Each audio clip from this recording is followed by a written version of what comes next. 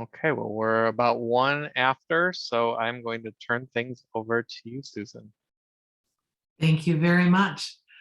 Okay, welcome back, and thanks for joining me for these final few minutes of this year's Futures Conference as we close things up with our virtual group event and prepare for what's next.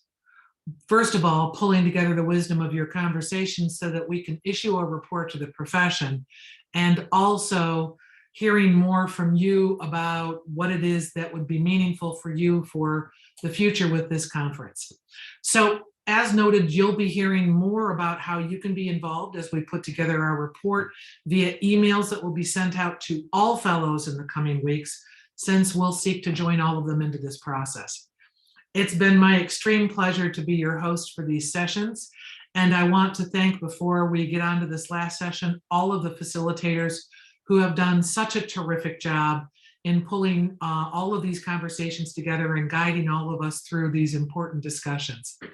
I also want to say on behalf of the Planning Committee and the college leadership that we're very anxious to hear your thoughts and feedback on this conference, since we tried some different things this year. So you're going to be receiving an email with an evaluation that asks a few simple questions and then provides you with a comment box so that you can freeform some response to us. I am pleased to conclude our conference with a call to action from a man whom I both love and admire. He's a hero of mine and a leader in our profession. Jim Sandman has made an impact on so many people and institutions that it's daunting to even think about how to do justice to a man who has defined justice for me and so many in his career. Highlights include his 30 years with Arnold and Porter in Washington, D.C., 10 of which he served as one of the earliest innovating and beloved managing partners in big law. He left his high-power law firm position to step in as the general counsel of the District of Columbia's public school system when it was troubled and needed his leadership most. And following that role, Jim served for about 10 years as the president of the Legal Services Corporation and still serves as its president emeritus. He's earned the highest accolades from pretty much everyone for doing what many would regard as some of the most thankless jobs in our profession. And as his reward, he now has the pleasure of being a distinguished lecturer on leadership and legal futures and a senior consultant to the Future of the Profession Initiative as a part of the University of Pennsylvania Law School, or Penn Law as it's known. Jim has served as the president of the DC Bar. He served on boards or in the leadership of the American Law Institute, the Pro Bono Institute, the Institute for the Advancement of the American Legal System, the DC Access to Justice Commission, Whitman Walker Health, several ABA commissions. The list goes on and on. And yet he still makes time to join us here today to share his thoughts on why these conversations that matter to us should also matter to everyone in our profession. And he also has a few thoughts on what we might do about that. So thank you, Jim, for saying yes whenever you're asked to help and for your gift for leading our profession. Please welcome to our stage to help us complete this year's conference, Jim Sandman, who will issue our concluding call to action.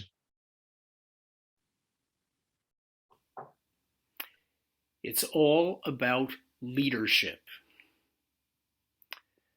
I'm Jim Sandman. I've been a fellow of the College of Law Practice Management since 2012. I have one message. Law must lead our society to a better future. But the legal industry today is not leading. In DEI, in technology, in ESG, we lag other industries. I chose law as a career for one reason: to make a difference.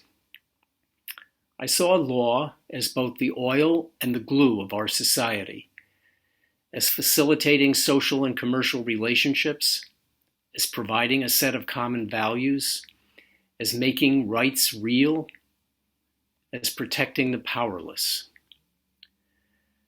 I've spent the bulk of my career in the world of big law with a single law firm, Arnold and Porter, which I joined in significant part because of its pro bono program, I spent 10 years as the firm's managing partner.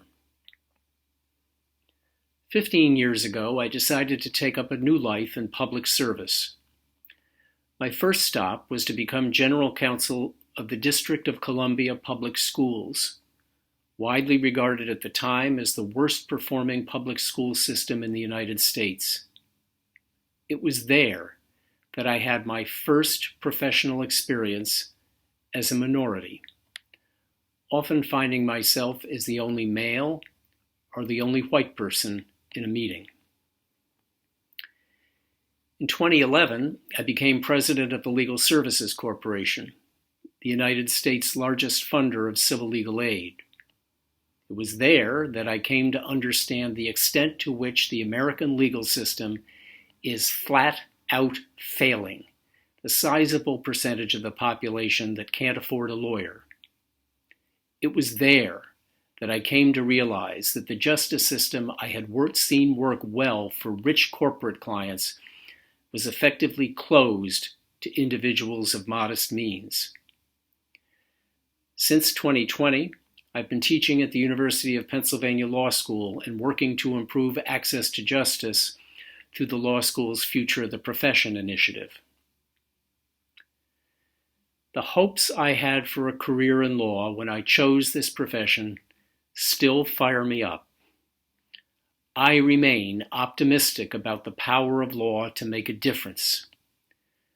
But my optimism is tempered by a clear understanding of how much work we have to do. Shaping a better future has to start with a steely-eyed assessment of where we are. And at present, I believe law is beset by what Esther Lardent, the late founder and president of the Pro Bono Institute, identified as the three enemies of great movements: insularity, complacency, and orthodoxy. I'd like to provide a brief overview of where I think the legal industry currently stands on diversity, equity, and inclusion, technology, and environmental, social, and governance issues, and offer some recommendations for what we might do to move law from lagging to leading on each. The current state of DEI in the legal industry is shameful. Just look at one important demographic: equity partners in law firms. In 2020, 92% of equity partners were white. 79% of equity partners were men. These numbers can't be explained by an inadequate pipeline for people of color and women. For decades, law school classes have shown much higher percentages of students of color and women than are represented in the equity partner ranks today. The fact is that lawyers of color and women leave law firms at a much higher rate than white men. They leave for a reason. They don't feel welcome, comfortable, supported, or valued. The lack of diversity in law has profound societal consequences that the gatekeepers and officers of the system of justice, lawyers, look so unlike the people the system serves undermines public confidence in the rule of law. What we need to improve diversity, equity, and inclusion is strong leadership. Leadership from the very top of organizations, personal, hands-on, day-to-day leadership from law firm chairs and chief legal officers. I believe strong leadership from the top is what explains the progress that some industries and organizations have made in improving diversity, equity, and inclusion. Law needs leaders like Tim Ryan, the chairman and senior partner of PricewaterhouseCoopers. A profile of him in the New York Times last March began, "Not many accountants moonlight as activists." But Tim Ryan, the senior partner at PwC, has spent the last 5 years trying to make the company a model inclusive workplace and advocating for more diversity in the rest of corporate America. Tim Ryan is a white man who uses his position and his power to advance diversity in a way that only a CEO can. Yes, chief diversity officers have a very important role to play, but it's a pipe dream to expect them to change the cultures of their organizations without the deep personal engagement of their CEOs. The legal media have a role to play here, both in calling out the need for all top leaders in law to commit themselves to improving DEI and in spotlighting those leaders who do. The concept of the Fourth Industrial Revolution posits a transformative merging of technologies with humans' physical lives. To participate in the Fourth Industrial Revolution, an organization needs at least two things: advanced technologies and an interdisciplinary approach to doing business. Legal organizations today have neither. I attribute the legal industry's unpreparedness for the Fourth Industrial Revolution to three factors.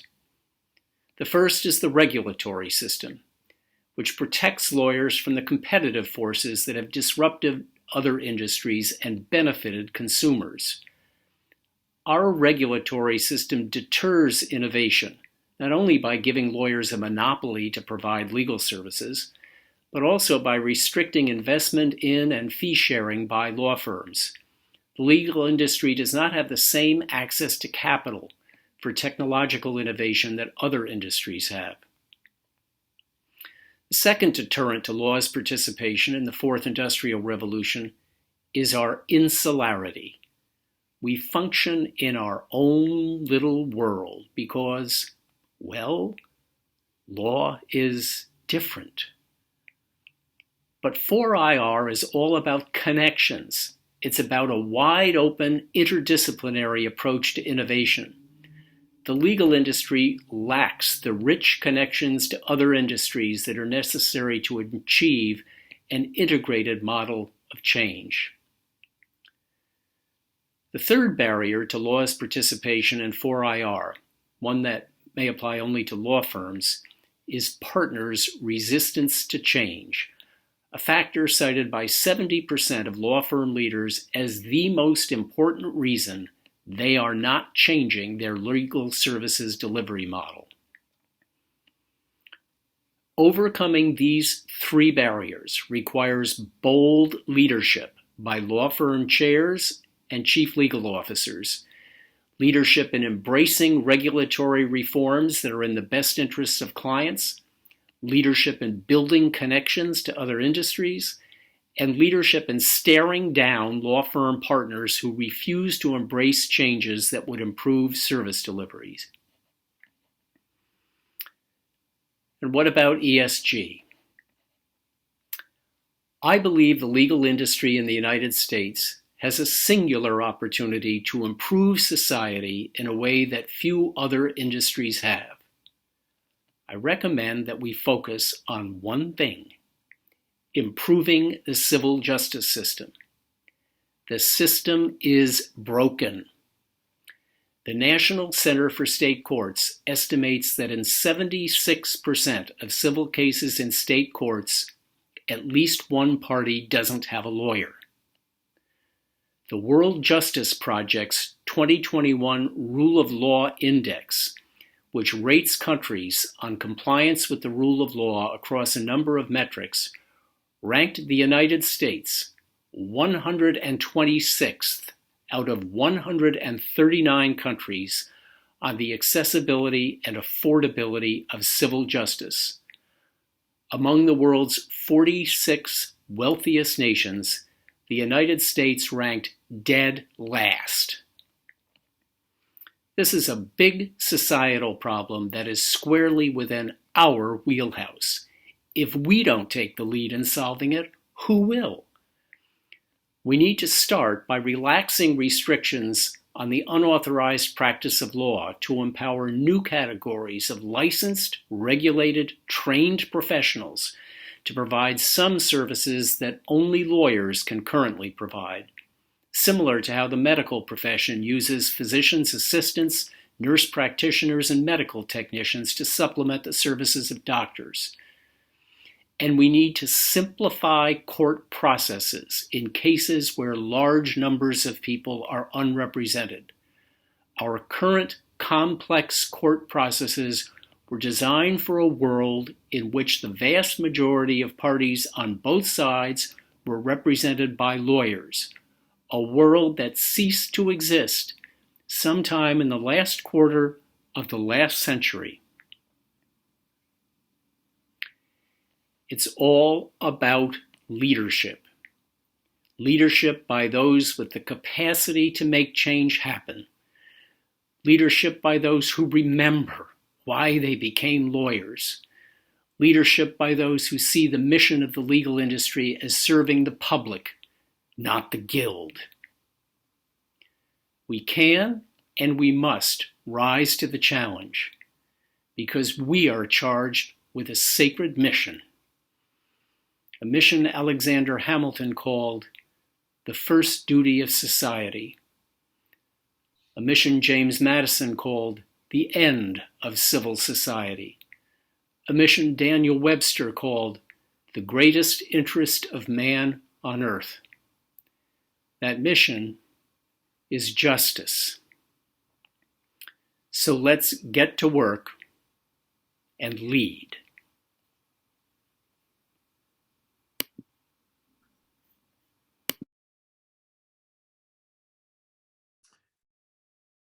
Thank you, Jim.